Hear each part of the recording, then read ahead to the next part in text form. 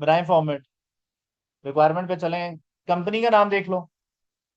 डुगन डुगन। बोलो सारा। Year and check कर लो। 30 जून एक्सेल।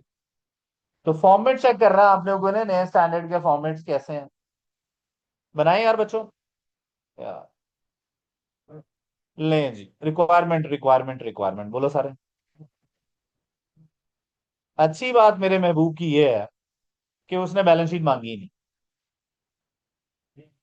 बताओ मेरे महबूब की अच्छी बात क्या है। सिर्फ इनकम P&L।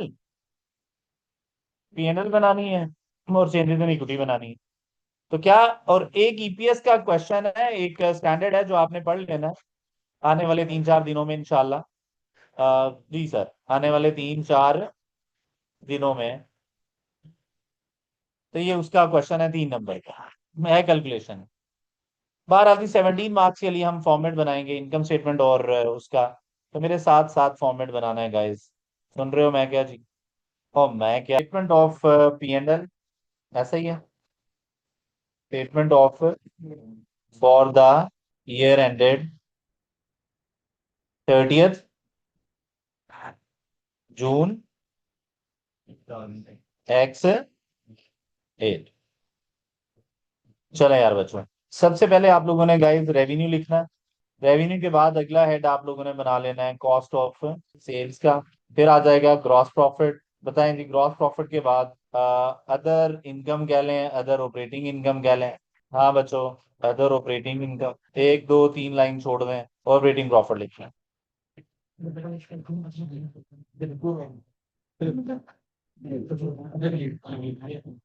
30 जून X8।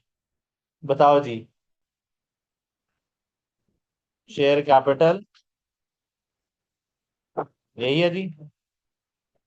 आगे। अच्छा, शेयर प्रीमियम भी लिख लें। एक दो हेड्स की ना जगह छोड़ लें और रिटेन अर्निंग लिख लें। ध्यान है बच्चों। ये लो जी, ये फॉर्मेट बन गया। बस इतना ही बनाना है। और ज्यादा से ज्यादा ओपनिंग बैलेंसेस लिख सकते हैं आप। बाकी छोड़ते नहीं है जी, 5-6 लाइन चाहिए होंगी चेंजेस इन इक्विटी के लिए। 6-7, 5-6-7। क्या हम यहाँ तक साथ हैं। बनाना शुरू करें क्वेश्चन। ये क्वेश्चन मैं प्रॉपर सॉल्व करूंगा जिस तरह वर्किंग्स दिखानी है बच्चों, बातें बन। दैट इज कन्वर्टेबल लोन की एक एडजस्टमेंट गिवन है। I want you guys to put the values. Values put करेंगे सारे, स्प्लिट करेंगे। 5 मिनट्स एंड स्प्लिट जी एंड अकाउंटिंग। अच्छा, अच्छी डिस्कशन है। अब यार बच्चों, कन्वर्टेबल लोन आपने स्प्लिट करना था। लेकिन इसमें जब आप लोगों ने ये काम किया ना, तो एक काम आपसे गलत हुआ होगा। अगर आप सोचेंगे पोस्टिंग क्या करनी है, तो ये गलती कर लिया हो बॉयज। हाँ। एक एक काम जो आप लोगों ने गलत कर लिया होगा वो क्या है, जरा सुनिएगा प्लीज। देखिएगा भाइयों, बातें बंद।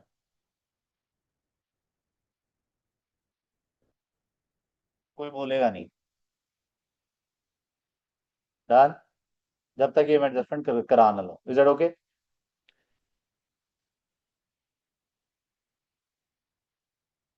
ओके गाइज, हम लोग क्वेश्चन कर रहे हैं फाइनल अकाउंट्स का, IFRS 18 के फॉर्मेट्स के अकॉर्डिंगली। और इसमें हम लोगों ने फॉर्मेट बना लिए हैं, और अब फॉर्मेट बनाने के बाद अब हम लोग पहले आसान वाली एडजस्टमेंट से शुरू करते होते हैं। तो फोर्थ एडजस्टमेंट से हमने शुरू किया। तो ये कन्वर्टेबल लोन है। तो मैंने क्या किया, मैंने, क्योंकि इसकी वर्किंग्स प्रॉपर दिखानी है कि किस तरह की वर्किंग्स होंगी, तो मैंने इस की जाके एक वर्किंग ओपन की, और ये वर्किंग आपको एग्जामिनर को शो करनी पड़ेगी। तो मैं यहाँ पे आया। मैं क्वेश्चन इसलिए ले आया हूँ कि क्वेश्चन सामने रहे हमारे, और हम इसको स्प्लिट कर लें। तो 5 मिलियन कन्वर्टेबल बॉन्ड है। कन्वर्टेबल लोन का सुनते ही मेरे माइंड में आता है कि ये कंपाउंड इंस्ट्रूमेंट है और मैंने स्प्लिट अकाउंटिंग करनी है। 5 मिलियन का लोन नोट है, 6% पे है। On 1 July X7। तो 1 जुलाई X7 जो है एग्जैक्टली साल का स्टार्ट है।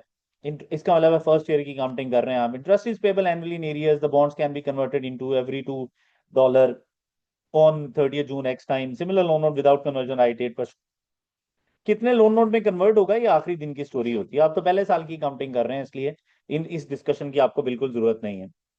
सबसे इंपॉर्टेंट बात जो थी इस क्वेश्चन में वो ये थी कि जो कंपनी है, company recorded full amount of in liabilities, liabilities में सारी अमाउंट रिकॉर्ड कर ली है उन्होंने। जो गलत है, we need to apply split accounting, इसमें लाइबिलिटी और इक्विटी दोनों है, तो स्प्लिट करना चाहिए। और सबसे इंपॉर्टेंट बात, लाइबिलिटी तो बैलेंस शीट में लिखी है, वो बना नहीं रहे, इसलिए उसको ठीक करने की भी जरूरत नहीं है।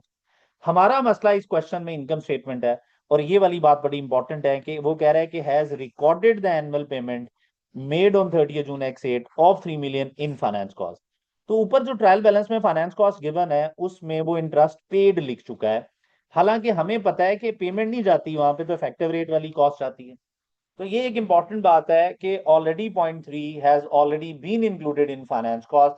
तो ट्रायल बैलेंस में तो या तो आप एक्स्ट्रा वाला लिख लो, या ये माइनस करके जो सही कॉस्ट है वो रिकॉर्ड करोगे। तो पोस्टिंग करने का यहाँ पे ये तरीका था। मैं स्प्लिट करता हूँ, तो स्प्लिट करने का प्रोसेस ये आपकी एक वर्किंग बनेगी। ये एग्जैक्ट वर्किंग आपने एग्जामिनर को दिखानी है। आप उसको कहेंगे यार कन्वर्टेबल लोन जो है वो हमारे पास एग्जैक्टली 5 million का है, 3 0 कॉमन चल रही है तो 5,000 का है। फिर आप लोग उसे कहेंगे कि इसे लाइबिलिटी में स्प्लिट करना है, तो फ्यूचर कैश फ्लोज की प्रेजेंट वैल्यू लेनी है आपने, जो फ्यूचर में आउटफ्लोज हैं। तो 5,000 का 6% आपका आउटफ्लो बनेगा, तो विच इज एक्चुअली 300। तो 300 का आपका पहले साल आउटफ्लो है, और दूसरे साल आपका जो आउटफ्लो है वो प्रिंसिपल के साथ होगा, प्रिंसिपल भी वापस करना पड़ सकता है। तो 300। अब आपने करना क्या है जी सर, अब आपने डिस्काउंट फैक्टर लेना जो विदाउट कन्वर्जन वाला होता है। तो आपने डिस्काउंट फैक्टर लिया 0.2926 और 0.857 आ गया। वैल्यूज क्या आ रही हैं जी आपके पास? पहले की वैल्यू क्या आ रही है?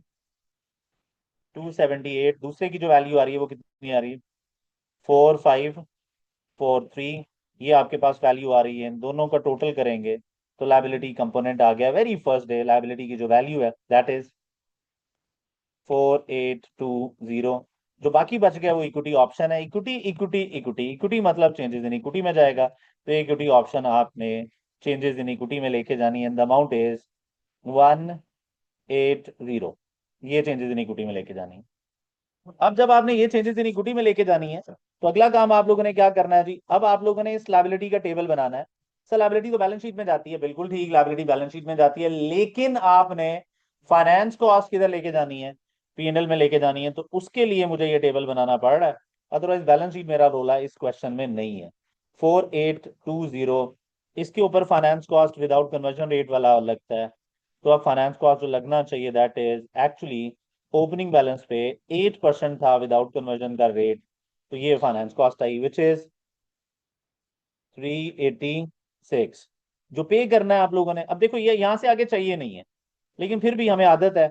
तो paid amount 300 and the closing balance would be, अगर मैं बैलेंस शीट बना रहा होता तो मैं लायबिलिटी की अमाउंट ले जाता वहां पे 4906, तो ये अमाउंट मैं ले जाता, लेकिन ये नहीं है, ये नहीं है 4906।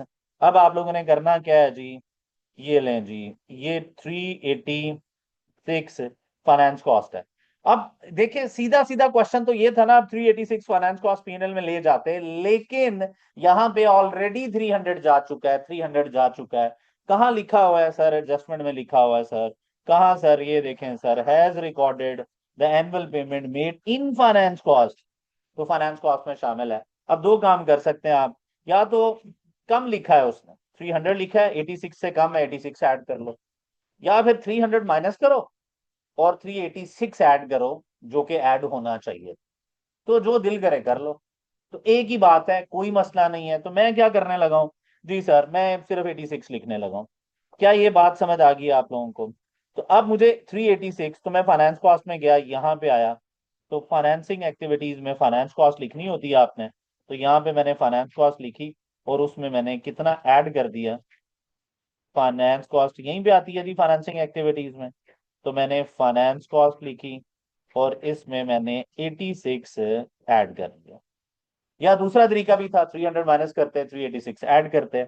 सो this is how you need to apply equity method या स्प्लिट अकाउंटिंग। तो अब मुझे बताएं इक्विटी ऑप्शन, इक्विटी ऑप्शन इधर आ जाएगी। तो इशू ऑफ इक्विटी ऑप्शन लें जी, ये इशू ऑफ, 3 4 लाइन छोड़ के लिखना, उसकी वजह मैं अभी आपको समझाता हूँ।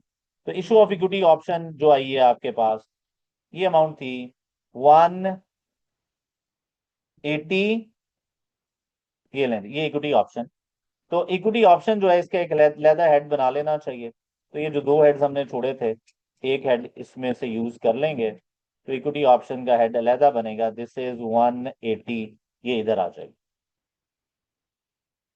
क्या वो कह रहे यार, दो चार का फर्क, क्या फर्क है, ये फर्क थोड़ी है। लेकिन अगर आपने वही वही नहीं यूज किए थे जो उसने दिए हुए थे। चलो ठीक है, खैर है, इतनी कोई लड़ाई वाली बात नहीं है। सारे क्लियर है? ओके यार बच्चों, क्या हम यहाँ तक साथ हैं? ओके। अब यार गाइस, जब हम लोगों ने ये एडजस्टमेंट कर ली, इक्विटी ऑप्शन ले गए, फाइनेंस कॉस्ट ले गए, तो हमारी एडजस्टमेंट वन कंप्लीट हो गई है। यानी कि हमने एक एडजस्टमेंट इसकी सॉल्व कर ली है। इंपॉर्टेंट क्या है जी, फॉर्मेट चेंज हो गए हैं। और फॉर्मेट में बस सिर्फ ये चेंज हुआ, चीज लिखनी काम पे है, बाकी सारा प्रोसेस वही है जो किसी भी क्वेश्चन को सॉल्व करने का पुराने जमाने में भी होता था। अगली एडजस्टमेंट पे जरा गौर करते हैं जरा। अगली एडजस्टमेंट कौन सी है? जरा आसान आसान वाली एडजस्टमेंट्स मैं पहले करवा रहा हूँ। अगली एडजस्टमेंट हम लोग सिक्स एडजस्टमेंट करेंगे। ये सिक्स एडजस्टमेंट क्या है जरा देखिएगा। It has discovered that previous financial controller of company engaged in fraudulent financial reporting. Currently, 2.5 million of trade receivables have has been deemed to not exist and requires to be written off. जी sir, 2.5 million का debtor exist कर रहा है जो actually है ही नहीं, जो पैसे मैंने किसी से लेने नहीं है, फैमिली डेटर क्रिएट हुआ है। Of this, 0.9 million relate to the year ended 30th tax rate, with 1.6 million related to previous years. Fraudulent activities मतलब फ्रॉड। और हमने पढ़ा था कहीं पे कि फ्रॉड दो तरह के होते हैं, तो इसकी डबल एंट्री हम बनाएंगे। और यही डबल एंट्री आप वर्किंग में दिखाएंगे भी उसको। आप कहेंगे यार कि फ्रॉड में जो करंट ईयर का फ्रॉड होता है वो पीनल में ले जाएं, डेबिट बी एंड एल। जो प्रीवियस ईयर का फ्रॉड होता है वो आप रिटेन अर्निंग्स को चार्ज करेंगे। और क्रेडिट जो एसेट कम हुआ है, जो एसेट एग्जिस्ट ही नहीं करता था, जो जिसका फ्रॉड चल रहा है, वो आप क्रेडिट कर देंगे। तो कितने का डेटर था जो एग्जिस्ट ही नहीं कर रहा? 2.5 मिलियन, विच इज एक्चुअली 2500। तो ये एक डबल एंट्री है जो आपने लिखनी है। डेबिट कितना नुकसान पिछले सालों से हो रहा है, तो डेबिट आ गया रिटेन अर्निंग 1600। ओके जी, 0.9, 900। ये लें जी, ये information. So debit P and L 900, debit retained earning 1600, credit debtor previous year fraud. इसका मतलब ये है कि हमने जो काम किया है वो ये किया है। अगर मैं इसको समझाने के लिए लिखूं, तो आप लोगों ने एक एडजस्टमेंट बनाई है, जिस एडजस्टमेंट का आपने नाम दिया है फ्रॉड। और उस फ्रॉड में जाके आपने लिखा क्या है? जी सर, उस फ्रॉड में आपने जाके लिखा है कि दो तरह का फ्रॉड होता है, एक करंट ईयर फ्रॉड होता है, एक प्रीवियस ईयर फ्रॉड होता है। सर कहाँ पढ़ी थी ये बात हमने? सर ये बात हमने पढ़ी थी जब हमने आईफरस 18 पढ़ा था, चेंजेस इन इक्विटी। हमने कहा था दो तरह का फ्रॉड होता है। तो मैं यहाँ पे एक्सप्लेन करने लगा हूँ। तो फ्रॉड दो तरह का होता है गाइस, एक करंट ईयर फ्रॉड और एक प्रीवियस ईयर फ्रॉड। जो करंट ईयर फ्रॉड होता है उसको हम लोगों ने पीएनएल में चार्ज करना होता है। और जो प्रीवियस ईयर फ्रॉड होता है उसको हमने रिटेन अर्निंग में चार्ज करना होता है। तो करंट ईयर फ्रॉड किधर जाना है पता होना चाहिए, प्रीवियस ईयर फ्रॉड किधर जाना है पता होना चाहिए। तो current year fraud and previous year fraud. Current year fraud की डबल एंट्री बनानी है आपने, डेबिट एक्सपेंस, क्रेडिट एसेट। ये एक्सपेंस पीएनएल में चला जाएगा, चार्ज टू पीएनएल है। और प्रीवियस ईयर फ्रॉड की double entry, debit retained earning, credit आपने एसेट करना होता है। और ये रिटेन अर्निंग में जाना है। तो यही काम मैंने यहाँ पे अप्लाई करके दिखाया। दो एंट्रीज की जगह एक एंट्री भी बन सकती है, एसेट एसेट के साथ कंबाइन हो सकता है। और क्या डबल एंट्री बनाई है वो आप लोगों के सामने है। तो मैंने यही प्रोसेस अप्लाई किया है। तो ये सर कहानी थी। और ये डबल एंट्री आपने एग्जामिनर को दिखानी भी है। आपने उसको बताना है कि यार फ्रॉड दो तरह का था। तो और आपने डबल एंट्री बनाई हुई है, तो मैं वहीं से डबल एंट्री उठा लाता हूँ यहाँ पे, ताकि मुझे दोबारा रिपीट ना करनी पड़े, सीधी सीधी बात इधर आ जाए। लें जी। तो ये डबल एंट्री बनाई है आपने, अब इसकी पोस्टिंग कर लेते हैं जी। इसकी पोस्टिंग करनी है हम लोगों ने, तो ये डबल एंट्री दिखानी है एग्जामिनर को, बाकी एग्जामिनर किसी बात में इंटरेस्टेड नहीं है। Debit P and L. और अगर आपका दिल नहीं कर रहा है दिखाने को, तो आप यू कैन एक्सप्लेन कि previous year fraud of 1600 will be charged to retain earning and the rest of 900 will be charged to P&L. तो इस तरह एक्सप्लेन भी कर देंगे तो वो एक्सेप्ट कर लेगा। को लड़ाई नहीं है कि डबल एंट्री दिखाना जरूरी है। तो नहीं भी दिखाएंगे तो गुजारा हो सकता है, क्योंकि तीन ही वैल्यू ज्यादा कैलकुलेशन इन्वॉल्व नहीं है, लेकिन कन्वर्टेबल लोन की वर्किंग दिखानी चाहिए, इसमें कैलकुलेशन इन्वॉल्व नहीं। अब आ जाओ यार गाइस, ऊपर जाते हैं जरा। डेटर कम करना है, वो बैलेंस शीट है, बना नहीं रहे, थैंक यू। अब जी मुझे क्या करना है? जी सर, मुझे प्रीवियस ईयर फ्रॉड इधर लिखना है और रिटेन अर्निंग में से माइनस कर देना। प्रीवियस ईयर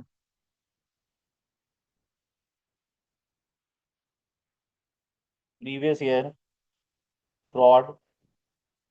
जी सर, रिटेन अर्निंग में से माइनस करना, आपने कितना रिटेन अर्निंग है? 1600। तो 1600 रिटेन अर्निंग कितना है जी? 1600। अब आ जाओ यार, retained earning 16, previous year fraud 1600 आपने लिया। उसके बाद आपने क्या किया जी? करंट ईयर फ्रॉड P&L में चार्ज किया। जो फ्रॉड है ये एक मटेरियल आइटम है, और हर मटेरियल आइटम को आपको अलहदा दिखाना चाहिए। तो ये जो हमने लाइन छोड़ी होती है इम्पेयरमेंट लॉस के लिए, फिर इम्पेयरमेंट रिसर्च एंड डेवलपमेंट के लिए, तो वहीं पे आप अलहदा से एक फ्रॉड दिखाएंगे। तो यहाँ पे ऑपरेटिंग प्रॉफिट्स के ऊपर आप फ्रॉड दिखाएंगे करंट ईयर फ्रॉड के नाम से। तो ये करंट ईयर फ्रॉड कितनी अमाउंट है यार करंट ईयर फ्रॉड की? डेटर डेब क्रेडिट करना था, अगर आप इनकम स्टेटमेंट बना बैलेंस शीट बना रहे होते तो डेटर भी माइनस करते, लेकिन हम बना नहीं रहे। तो जब बना नहीं रहे तो इसका मतलब है उसका कुछ भी करने की जरूरत नहीं थी। तो ये एक और एडजस्टमेंट, बड़ी आसान सी एडजस्टमेंट, अक्सर क्वेश्चंस में रिपीट हो जाती है, तो मैंने क्या कर दिया है, यहाँ पे लिख दी है। जी गाइस,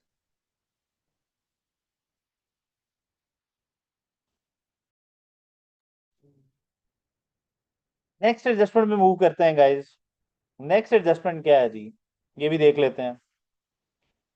लें जी, सेवंथ एडजस्टमेंट पहले देख रहे हैं हम लोग। तो सेवंथ एडजस्टमेंट में क्या है गाइस, लेट्स अंडरस्टैंड, जरा गौर कीजिएगा।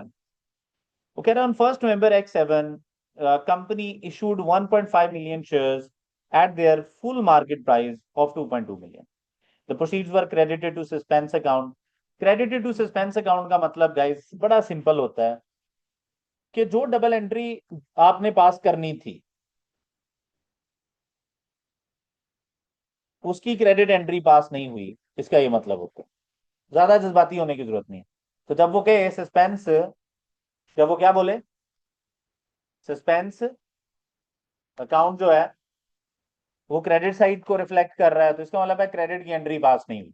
और अगर वो कहे कि डेबिट साइड को रिफ्लेक्ट कर रहा है, तो जो एंट्री ट्रांजेक्शन की थी उसमें क्या हुआ है जरा जल्दी से बताएं? डेबिट को रिफ्लेक्ट नहीं कर। क्या ये बात क्लियर है? जी सर, यहां तक चाहते हैं? कोई परेशानी है तो पूछो। ओके। अब मुझे बताओ कि क्रेडिट नहीं, एंट्री नहीं हुई, तो ये एंट्री होनी चाहिए थी। बस क्रेडिट की एंट्री पोस्ट नहीं हुई, कर लो। डेबिट पे खुद ही सस्पेंस आ जाएगा, खत्म हो जाएगा। सस्पेंस खत्म करो ना करो, मैंने सस्पेंस का करना ही कुछ नहीं, इसलिए सस्पेंस की का रोला ही नहीं। अब सिंपल क्रेडिट की एंट्री पास नहीं हुई, ये बात याद रखो। 1.5 मिलियन शेयर्स 2.2 पे इशू किए हैं, तो कितना कैश आया होगा? 2.2 आया होगा एक शेयर के बदले, तो 1.5 के बदले कितना आया? बताइएगा कितना? सॉरी, 3300, 30 कॉमन ले लिया हमने, यानी हमने 1500 से मल्टीप्लाई कर लिया। क्या ये बात क्लियर है? पार वैल्यू क्वेश्चन में 1 चल रही है, ट्रायल बैलेंस में जाके देख लेते हैं। उम्मीद यही है 1 चल रही होगी, लेकिन जरूरी नहीं है। तो मैंने इक्विटी शेयर्स देखे तो ये पार वैल्यू 1 ही है, क्योंकि पार वैल्यू की जो अमाउंट होती है वो शेयर कैपिटल में जानी होती है। तो फिर मैंने क्या किया, मैंने पार वैल्यू ली। तो पार वैल्यू जो आ रही है आपके पास वो 1 है। तो 1500 शेयर इशू हुए हैं गाइस, इंटू 1, तो 1500 क्या कर लिया आपने, शेयर कैपिटल क्रेडिट कर दिया। ओवर एंड अबव जो है वो शेयर प्रीमियम है। तो शेयर प्रीमियम जो अमाउंट आ रही है प्रोबेबली 1800 आ रही होगी। तो 1800 आ रही है, तो ये क्या करें, ये लिखें आप। क्या डबल एंट्री पास करेंगे आप लोग जी? डेबिट करें हम लोग सस्पेंस अकाउंट। लें जी, सस्पेंस नहीं भी करते कोई टेंशन नहीं है, कैश कर लें आप। बस पोस्ट तो करना ही नहीं ना, क्योंकि क्रेडिट एंट्री नहीं हुई, क्रेडिट पोस्ट कर लें बस। Credit share capital share premium, suspense कहीं नहीं जाना। तो ये अमाउंट कितनी आ रही है आपके सामने? आपके सामने ये 1500 आ रही थी, ये 1800 आ रही थी, और ये 3300 आ रहा था। ये डबल एंट्री दोबारा दिखा दी। सिर्फ समझाने के लिए कि देखो तो आपको समझ आए क्या है। और ये एडजस्टमेंट नंबर कौन सी थी? प्रोबेबली एडजस्टमेंट नंबर 7 थी। सो लेंज, तो अब पोस्टिंग कर लेते हैं। Share capital share premium changes in equity में जाना है गाइस, तो जाके लिख देते हैं। तो इशू ऑफ शेयर्स भी ड्यूरिंग द ईयर आपने किए हैं, शेयर्स इशू किए हैं आपने, और शेयर्स इशू को आप लोगों ने लिखना है। शेयर कैपिटल कितनी अमाउंट है? 1500। और शेयर प्रीमियम कितना है? 1800। लें जी, ये इंफॉर्मेशन है और ये कहानी थी। शेयर कैपिटल, शेयर प्रीमियम, और ये पोस्टिंग होगी, कहानी खत्म। अगली एडजस्टमेंट पे मूव करते हैं गाइस। देखते हैं जरा कि अगली एडजस्टमेंट क्या है। यहाँ तक सारे साथ हैं? ओके। अब आ जाओ यार बच्चों, तो एडजस्टमेंट ये भी होगी आप लोगों की। अब अगर अभी तक देखे जाए तो टोटल आप लोग जो एडजस्टमेंट्स कर चुके हैं वो 3 कर चुके हैं। मेरा ख्याल है अब हम शुरू से शुरू करते हैं, देखते हैं कि जो जो एडजस्टमेंट्स हैं करते जाते हैं। सर ये जो एडजस्टमेंट है, this is IFRS 15 construction contract. तो आईफरएस 15 में कंस्ट्रक्शन कॉन्ट्रैक्ट का एक टॉपिक है, उसकी ये एडजस्टमेंट है जो आपने करनी है। Correct, the company entered into contract with the performance obligation is satisfied over time. Over time मतलब सर्विस है, सर्विस में रेवेन्यू परसेंटेज के अकॉर्डिंगली बुक होता है। परसेंटेजेस मेंशन ना हो तो टाइम के अकॉर्डिंगली बुक हो जाता है, वो भी यही होता है, जितना टाइम गुजर गया उतना टाइम कंप्लीट कर लिया। The total price on the contract is 9 million with the total expected cost 5 million. इसमें आपने ये देखना होता है लॉस मेकिंग तो नहीं है कहीं। तो अगर रेवेन्यू 9 मिलियन है, कॉस्ट 5 मिलियन है, तो इसका मतलब क्या है यार गाइस कि ये progress towards completion was measured at 50% at 30th June X7 and 80% on 30th June X8। पिछले साल 50% काम हो गया था, इस साल 80 पे पहुंच पाए हैं टोटल में।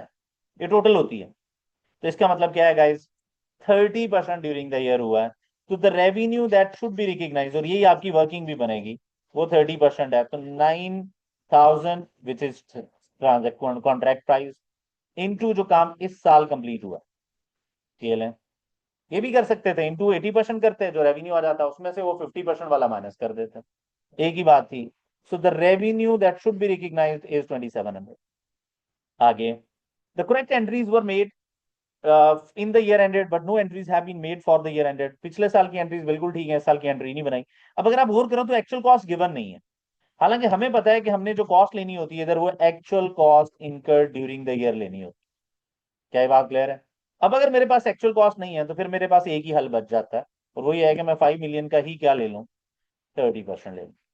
तो 5000 का 30% लेना, अज्यूमिंग कि ये एक्चुअल कॉस्ट ही होगी, अदरवाइज लेना अपने एक्चुअल कॉस्ट है एफ आर में। So what should be the actual cost? Probably 1500। ले ये रेवेन्यू में ले जाएंगे, कॉस्ट ऑफ सेल में ले, this is your revenue, this is your cost. तो आपने रेवेन्यू और कॉस्ट में लिख देना है। तो मैं अब इनकम स्टेटमेंट में रेवेन्यू में लेके जा रहा हूँ, कितनी अमाउंट है जो रेवेन्यू में लेके जा रहा हूँ? 2700। कितनी अमाउंट है जो कॉस्ट में लेके जा रहा हूँ? 1500। तो 2700, 1500, 2700, 1500, 2700, 1500। तो ये मैं लेके जा रहा हूँ जी। इधर आए, रेवेन्यू में लिखा 2700, ये लें जी, और कॉस्ट ऑफ सेल में लिख दिया 1500। तो ये कंस्ट्रक्शन कॉन्ट्रैक्ट की कहानी है। जीपी क्यों नहीं लिखा? खुद ही कैलकुलेट हो जाएगा जब रेवेन्यू में से कॉस्ट ऑफ सेल माइनस होगा, तो अलहदा से लिखने की जरूरत नहीं है। तो ये वो काम है गाइस जो आप लोगों ने करना था। तो 2700, और ये पोस्टिंग आई होप आप लोगों को समझ आ गई है। मैं वापस एडजस्टमेंट पे ले जाता हूँ कि मैंने कैसे की है। तो this is how you need to book revenue and cost of construction contract. Sir contract asset क्यों नहीं कैलकुलेट कर रहे? अच्छी बात क्या है मेरे महबूब की कि उसने बैलेंस शीट मेरे से पूछी, उसने कहा भाई income statement changes in equity बना दे, तो मेहरबानी है, नहीं तो कॉन्ट्रैक्ट एसेट भी कैलकुलेट कर ही लेते हैं। तो यार हर वो एमसीक्यू जो आपने किया है कैलकुलेशन वाला, वो एक्चुअली फाइनल अकाउंट की एडजस्टमेंट ही थी, और वही एडजस्टमेंट्स बना रहा है बस। अब बाकी आपकी सेंस है कि सारी जब सारी एडजस्टमेंट्स हो जाएं तो आपने ट्रायल बैलेंस पोस्ट करना है, 2 4 5 क्वेश्चंस करने के बाद वैसे ही आइडिया होना शुरू हो जाता है। तो इसलिए इंपॉर्टेंट क्या है? स्टैंडर्ड्स ही इंपॉर्टेंट है, उसके एमसीक्यूज ही इंपॉर्टेंट है। तो ये वो काम है जो आप लोगों ने करना होता है। आगे अगर हम लोग देखें जी, तो नेक्स्ट क्या है जी? नेक्स्ट देख लेते हैं सर, बिल्कुल देख लेते हैं। नेक्स्ट, नेक्स्ट है अगली एडजस्टमेंट। अब आ जाए यार बच्चों, सेकेंड एडजस्टमेंट है guys, IS 37 guys. IS 37 provision का स्टैंडर्ड है। वो क्या कह रहा है? कह रहा है, on 1st Jan X8, 1st Jan X8 D company was notified that an ex-employee has started court proceedings against them for unfair dismissal. Legal advice was there was an 80% chance that D company would lose the case and would need to pay an estimated 1.012 million on first and X2. तो sir अगर आप और करें तो हमारा year and जो question में चल रहा है that is 30th June X8 और एक साल बाद हम पे केस हुआ। जब केस हुआ और हमें पता चला कि 80% चांसेस है हम हार जाएंगे, तो 80% चांसेस 50% से ज्यादा हैं, इसलिए एंट्री बनेगी, प्रोबेबल है, तो प्रोविजन की डबल एंट्री बनेगी। लेकिन क्योंकि एक साल बाद पे करनी है इसलिए प्रेजेंट वैल्यू में बनेगी। आगे, based on this advice D company has recorded a provision of 800 on first and X8। इंतहाई फजूल बात है, 800 रिकॉर्ड नहीं होनी चाहिए थी, जो सही अमाउंट है वो रिकॉर्ड होनी चाहिए थी। सही अमाउंट हम कैलकुलेट करेंगे, लेकिन इंपॉर्टेंट बात गाइस ये है कि वो ऑलरेडी 800 के रिकॉर्ड कर चुका है। सर इसकी जो डबल एंट्री होती है वो होती है, दो तरह की प्रोविजंस होती हैं, एक्सपेंस वाली, एसेट वाली। तो ये एक्सपेंस वाली है, एम्प्लॉय ने केस किया हुआ है आप पे, कोई भी केस करेगा तो एक्सपेंस वाली है। तो debit expense, credit provision, please provision तो बैलेंस शीट आइटम है, लायबिलिटी है, लेकिन एक्सपेंस P&L में ऑलरेडी 800 जा चुका है, याद रखना, याद रखना। क्या ये बात क्लियर है? आगे, and has made no further adjustment, लेकिन 800 का करके उसने और कुछ नहीं किया, तो हम करेंगे जो भी करना है। The provision was recorded in operating expenses. Provision was recorded in operating expense. उसने operating expense में रिकॉर्ड किया है, तो मुझे बताएं operating expense में से ये क्या कर देंगे, निकाल देंगे, और जो सही वैल्यू है वो रिकॉर्ड करें। तो मैं लिख रहा हूँ ऑपरेटिंग एक्सपेंस में जाके, और 10% डिस्काउंट फैक्टर है, उसने खुद बता दिया कि ये डिस्काउंट फैक्टर है जो आपने यूज करना है। कितना डिस्काउंट फैक्टर है जो यूज करना है? 0.9091। तो सही वैल्यू रिकॉर्ड करना सीखते हैं पहले।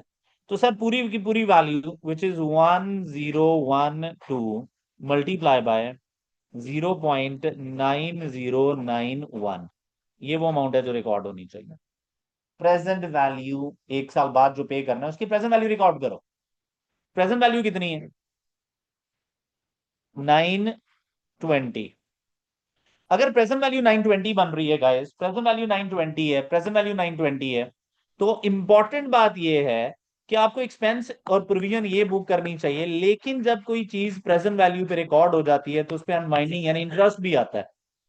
तो 920 बुक होना चाहिए था, 800 जो उसने बुक किया हुआ है वो गलत है, तो 800 माइनस कर देंगे, 920 ऐड कर देंगे।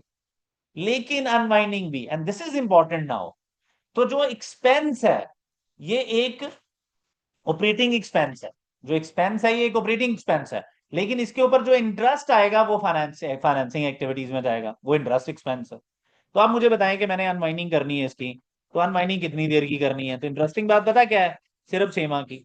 सर 1 जनवरी पे रोला पड़ा है, ईयर एंड आपका 30th जून है, तो इसका मतलब है 920 पे 10% इंटरेस्ट रेट, लेकिन सिर्फ 6 माह के लिए, सिर्फ 6 माह का इंटरेस्ट। इंटरेस्ट कैलकुलेट करते वक्त, डेप्शन कैलकुलेट करते वक्त टाइम का ख्याल रख लेना चाहिए, क्योंकि जितना टाइम गुजरा उतनी देर का आता है। What is interest? अब मुझे बताएं कि पोस्टिंग फाइनल क्या है। सर फाइनल पोस्टिंग ये है कि 46 फाइनेंसिंग एक्टिविटीज में जाएगी, फाइनेंसिंग एक्टिविटीज में। और ये जो एक्सपेंस है ये ऑपरेटिंग ऑपरेशंस का ताल्लुक है, कि एम्प्लॉय को आपने गलत तरीके से निकाला, उसने केस टका दिया आप पे, ये एडमिनिस्ट्रेटिव प्रॉब्लम्स हैं, ऑपरेशनल मसले हैं। क्या ये बात क्लियर है? पोस्टिंग करें, मैं पहले पोस्टिंग करता हूं फिर वापस आता हूं ताकि क्लैरिटी रहे, सोचने में जरा कम टाइम लगे। मैं क्वेश्चन में गया, मैंने कहा यहां पे एक ऑपरेटिंग एक्सपेंस आना है, उस ऑपरेटिंग एक्सपेंस में उन्होंने 800 गलत लिखा हुआ है, तो हमें क्या करना चाहिए? 800 माइनस करना चाहिए और प्लस करना चाहिए जो सही है वो था 920। क्या ये बात क्लियर है? ओके जी, क्या ये बात क्लियर है? जी सर, एक्स्ट्रा अमाउंट ऐड भी कर सकते हैं, इस तरह के क्वेश्चंस पूछ के अपना और कौम का वक्त ना जाया करें। एक ही बात। अब आ जाए यार बच्चों, नेक्स्ट क्या करना है हम लोगों ने, ये भी देख लेते हैं जरा। इसका जो इंटरेस्ट है, इसका जो इंटरेस्ट है, इसका जो इंटरेस्ट है, इसका जो इंटरेस्ट है that should be in financing activities. तो जी sir, interest on provision, interest on provision कितनी अमाउंट है यार इंटरेस्ट ऑन प्रोविजन की? सॉरी, 46। क्या ये बात क्लियर है? तो ये फाइनेंसिंग एक्टिविटीज में ये एक इंपॉर्टेंट बात है। डीकमिशनिंग में भी यही करना है। डीकमिशनिंग में प्रोविजन तो एसेट की कॉस्ट का पार्ट बन जाती है, लेकिन उसका इंटरेस्ट फाइनेंसिंग में आना है। किधर आना है? फाइनेंसिंग में। तो ये भी प्रोविजन थी, उसका इंटरेस्ट भी किधर आना है? फाइनेंसिंग में। ये काम करने के बाद वापस जाते हैं, दोबारा से अंडरस्टैंड करते हैं और क्या हुआ क्या है। चलिए जी, ये क्वेश्चन आप लोगों के सामने है, अब आप देख सकते हैं क्या हुआ। एक आधा मिनट इस पे स्पेंड।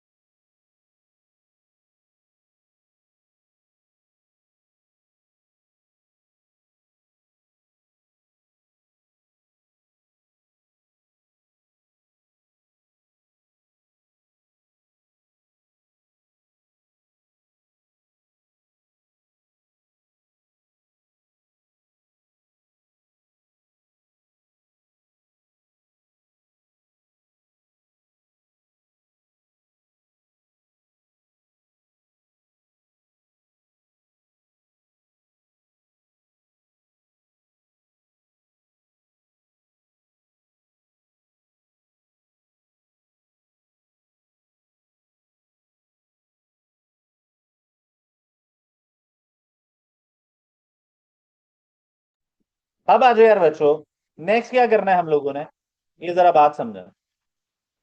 बताएं जी, क्या करना है जी अब हम लोगों ने, ये क्वेश्चन है।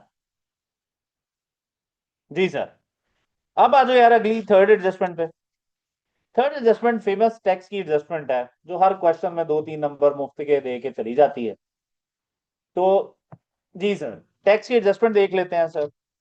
टैक्स की एडजस्टमेंट में the balance related to tax in the trial balance relates to under your provision from the prior period. The estimated tax for the year is 2.1 million.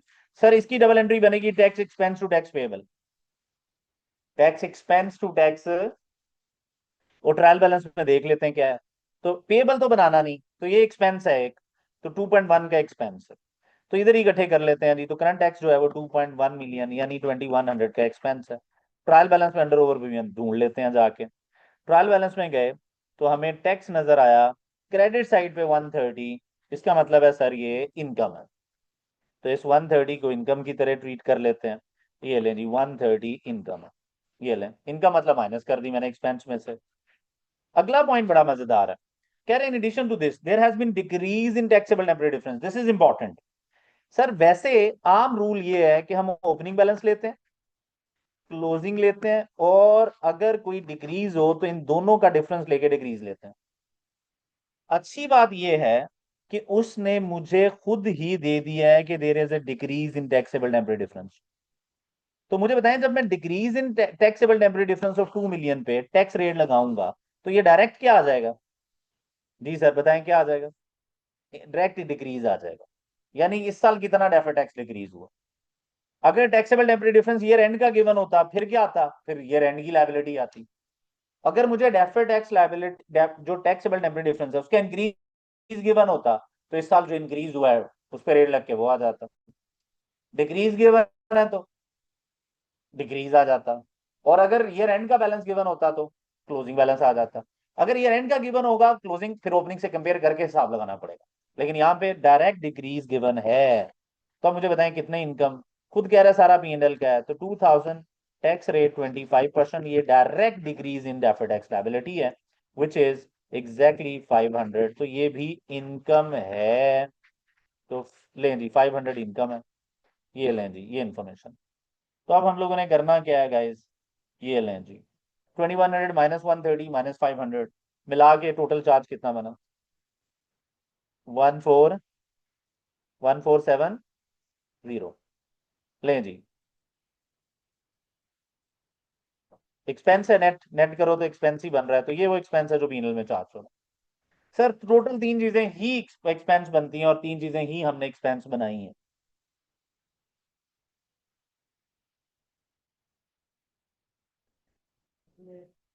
अब आ जाए यार बच्चों, अब जी इसको पोस्ट कर लेते हैं, फिर दोबारा से डिस्कशन करते हैं इसकी। पोस्टिंग पहले कर लें। तो 1470 का टैक्स एक्सपेंस, ये टोटल करके ले आया। अब हम इसको अंडरस्टैंड कर लेते हैं, क्योंकि कुछ लोगों को इश्यूज हो सकते हैं इसमें। ले जी 1470 ले आया। अब जरा गौर कीजिएगा, मैं इसको समझा देता हूँ कि करना क्या है। ले जी, डेफर्ड टैक्स लायबिलिटी इक्वल होती है guys, deferred tax liability equal होती है, डेफर्ड टैक्स लायबिलिटी इक्वल होती है taxable temporary difference multiply by percentage of tax. ये लेंस, अगर टैक्सेबल टेम्परेरी डिफरेंस मुझे ईयर एंड का देगा, तो ऑटोमेटिकली जब मैं उस पर परसेंटेज लगाऊंगा, तो डेफर्ड टैक्स लायबिलिटी भी ईयर एंड की आएगी। अगर वो मुझे स्टार्ट ऑफ द ईयर का देगा टैक्सेबल टेम्परेरी डिफरेंस, उस पर परसेंटेज लगाऊंगा, तो क्या आएगा जी? स्टार्ट, क्या बैलेंस, डेफर्ड टैक्स लायबिलिटी। क्या ये बात क्लियर है? बताएं। तो सर अगर उसने मुझे direct increase in taxable temporary difference दे दिया, तो मैं उस पर परसेंटेज लगाऊंगा, तो मुझे डेफर्ड टैक्स लायबिलिटी का ओपनिंग क्लोजिंग नहीं आएगा। अब मुझे क्या आएगा? Increase in deferred tax liability. और इंक्रीज जो होता है ये एक्सपेंस होता है। और अगर इसी तरह मुझे वो decrease in deferred taxable temporary difference दे दे, तो इस पे मैं परसेंटेज ऑफ टैक्स लगाऊंगा, तो मेरे पास direct decrease in deferred tax liability आएगी। और ये मुझे चाहिए होती है P&L में, क्योंकि ये मेरी इनकम होती है। बहुत अच्छी खबर है कि लायबिलिटी कम हो रही है।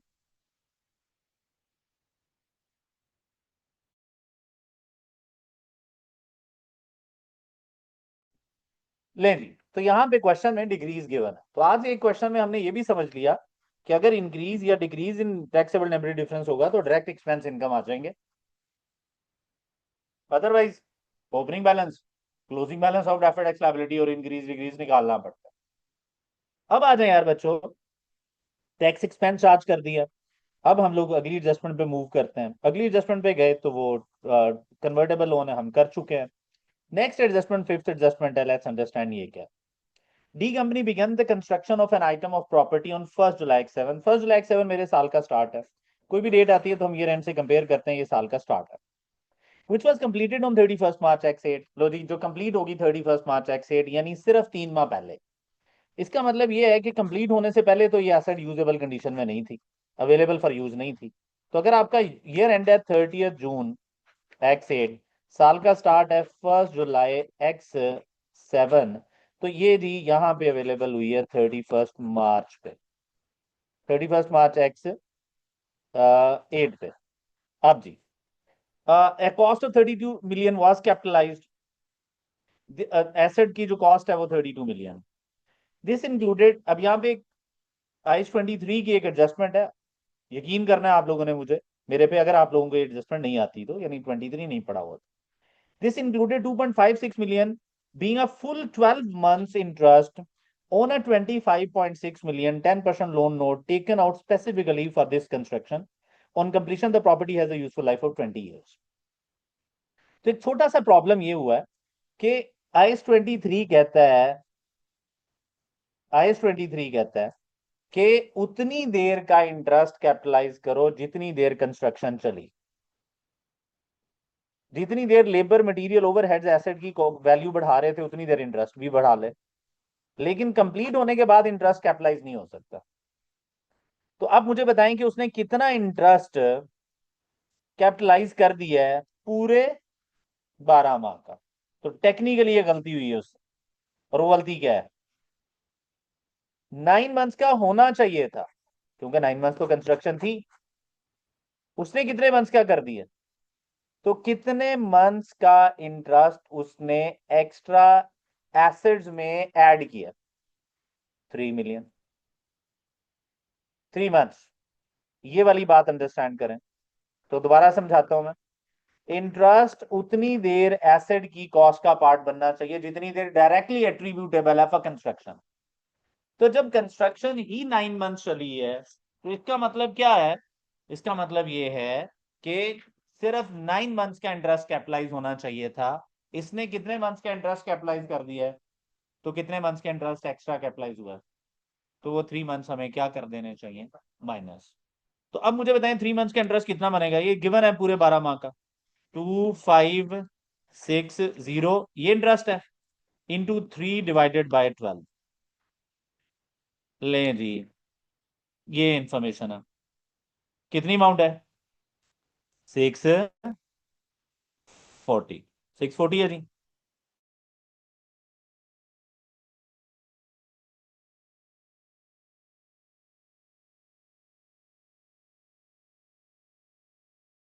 और जी सर, और P&L में फाइनेंस कॉस्ट में ले जाएं क्योंकि इंटरेस्ट है तो किधर जाना है? फाइनेंसिंग एक्टिविटीज में। ओके जी, ये वाली बात। पहला ये एक्स्ट्रा इंटरेस्ट कैपिटलाइज हुआ हुआ गलत है। आगे देखते हैं। कह रहा हूं completion the property has a useful life of 20 years। कह रहे the company also recorded 0.4 million in operating expenses. 0.4 million उसने ऑपरेटिंग एक्सपेंस में शामिल किया है, representing depreciation on the asset for the period from 31 March X8 to 30 June X4। Sir उसने कितनी depreciation charge की है ऑपरेटिंग एक्सपेंस में? जी सर, और कहां से कहां तक की? इसका मतलब क्या है कि डेप्रिसिएशन ऑलरेडी चार्ज हो चुकी है। लेकिन एक छोटा सा प्रॉब्लम है, मुझे बताया एसेट ठीक था या गलत था? तो अगर एसेट गलत था तो इसका क्या मतलब है? डेप्रिसिएशन भी गलत है। तो कोई बता सकते हैं एसेट में कितना ऐड हुआ हुआ था गलत? तो अब आपको करना क्या चाहिए फिर? टेक्निकली आपको क्या करना चाहिए? 640 पे डेप्रिसिएशन क्या कर देनी चाहिए? रिवर्स कर देनी चाहिए। बताओ क्या कर देना चाहिए? डेप्रिसिएशन रिवर्स कर देनी चाहिए। बताओ यार बच्चों क्या करना चाहिए? 640 पे। जी बिल्कुल सही बात है।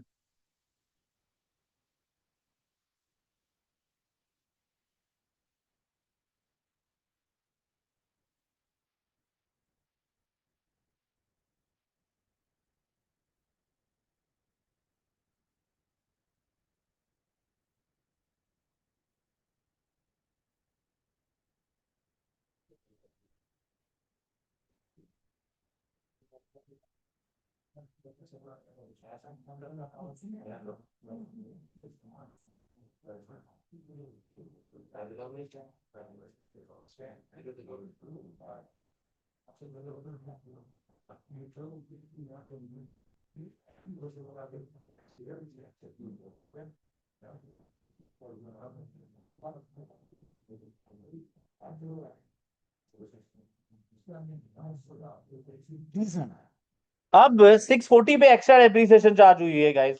को बता सकता है कितनी एक्स्ट्रा डेप्रिसिएशन चार्ज हुई है? 640 डिवाइडेड बाय यूजफुल लाइफ कितनी है? 20 years। कितने मंथ्स की? कितनी आ रही है? 8 की डेप्रिसिएशन ज्यादा चार्ज हुई है। बताओ डेप्रिसिएशन किधर रिकॉर्डेड है? टोटल रिकॉर्डेड है 0.4, उसमें 0.8 गलत। एग्री? क्योंकि एसेट गलत था। तो 0.8। अब जी दो काम करने हैं। 640 फाइनेंस कॉस्ट में जाके लिखें क्योंकि एसेट से माइनस।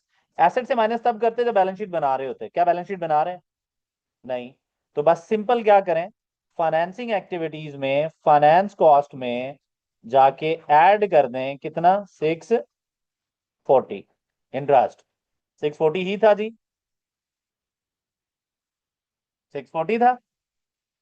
और मुझे बताएं ऑपरेटिंग एक्सपेंसेस में से कितना माइनस करेंगे? 8 की डेप्रिसिएशन जो इधर चार्ज हुई है ज्यादा, वो माइनस कर दिया। तो दो काम किए हैं गाइज आपने, 8 इधर से माइनस कर दिया और 640 फाइनेंस कॉस्ट में जाके लिख दी। एसेट में से माइनस और फाइनेंस कॉस्ट में चलेगी। प्रोटेक्शन कम करेंगे तो जिधर चार्ज थी उधर से माइनस कर दी जाके। तो ये वो काम है गाइज जो करना है। ये वो काम है जो करना है आप लोगों ने। तो दिस इज हाउ बाई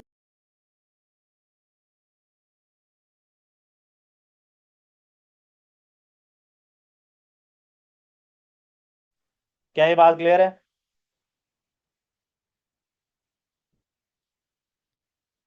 अब आ जाए यार बच्चों, नेक्स्ट। अगर आप गौर करें तो क्वेश्चन पे जाएंगे तो क्वेश्चन कंप्लीट हो चुका है। तो ये IS-23 की एडजस्टमेंट थी।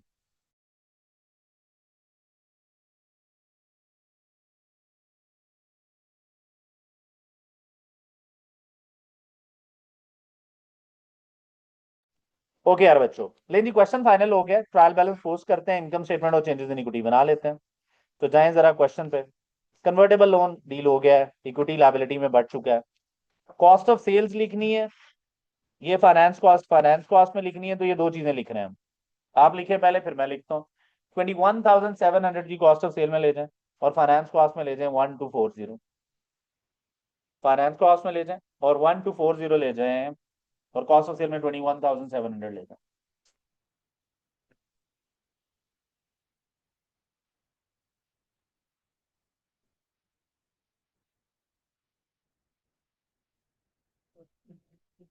मैं भी लिख लेता हूँ।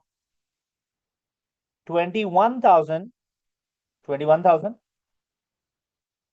कॉस्ट ऑफ सेल थी। और ऑपरेटिंग एक्सपेंस कितना था? फाइनेंस कॉस्ट थी, वो बता दो कितनी थी? 1240।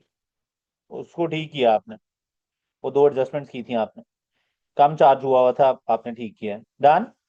वापस चलते हैं क्वेश्चन पे। इन्वेस्टमेंट इनकम इन्वेस्टिंग एक्टिविटीज है गाइस। क्या ख्याल है, ऑपरेटिंग प्रॉफिट के बाद आनी है। तो ये 120, और जी सर ये ऑपरेटिंग एक्सपेंसेस हैं, ऑपरेटिंग एक्सपेंस भी लिख लें। तो 120 एंड 13,520। 120 13,520। 120 13,520 लिख लें हम? लिख लिया आप लोगों ने? तो चले जी। इंटरेस्ट इन्वेस्टमेंट इनकम आपकी इन्वेस्टिंग एक्टिविटीज की इनकम है, ये इधर आएगी। इन्वेस्टमेंट इनकम कितनी अमाउंट है? 120, बस टोटल है ही ये, तो यही आ जाएगा इधर। ऑपरेटिंग एक्सपेंस कितना था गाइस?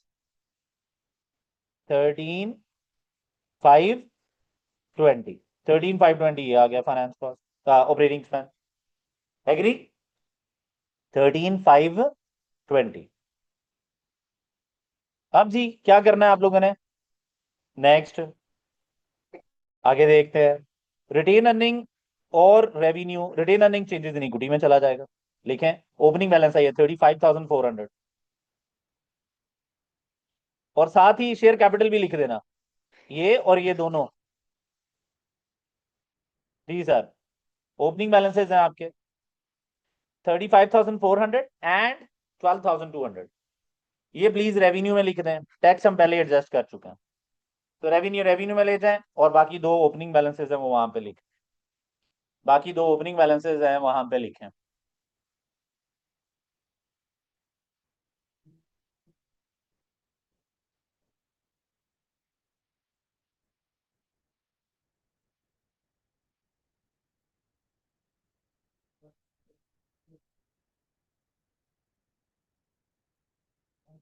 ध्यान है?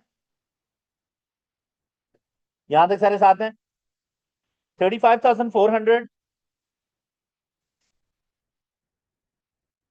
35,000 शेयर क्या था, रिटेन अर्निंग्स 35,400। को बताएगा शेयर कैपिटल कितना था? 12,000। ये लें जी, ये इधर आ गया, और तो कुछ नहीं था। रेवेन्यू बता दें। 43,200। ये ले जी, 43,200 आ गया। 43,200। अब हमने क्या किया जी, फाइनल करते हैं। चेंजेस इन इक्विटी में प्रॉफिट चाहिए होता है, तो पहले P&L फाइनल करता है। रेवेन्यू जी guys 45,900। Cost of sale guys 23,200। जी sir, gross profit 22,700। Other operating income नहीं थी क्वेश्चन में। Operating expenses 1,366,3,2। ये -8 नहीं किया आपने। अब जी ये आ गया आपके पास, करंट ईयर फ्रॉड भी माइनस किया तो ऑपरेटिंग प्रॉफिट